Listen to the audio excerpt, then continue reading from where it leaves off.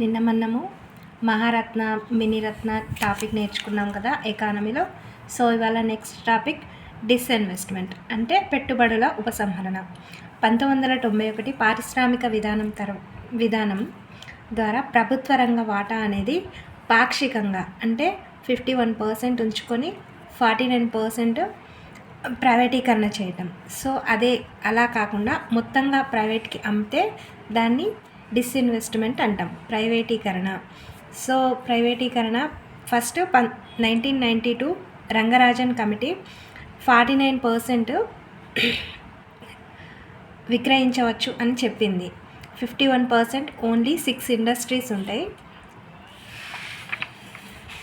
అవేంటంటే 1 coal, 2 minerals, arms, అమ్యునిషన్స్, defence, atomic energy, 5th రేడియోధార్మిక ఖనిజాలు, 6 రవాణా.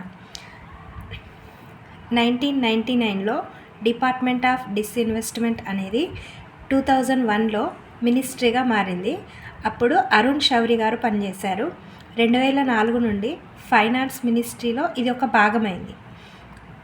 ఫస్ట్ డిపార్ట్మెంట్లో ఉండే, మళ్ళీ తర్వాత మినిస్ట్రీ ఏర్పడింది. 2004లో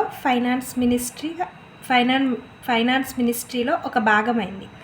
మళ్ళీ తర్వాత 2016లో department of investment and public assets management అనేది 2016లో దీపంగా మార్చారు.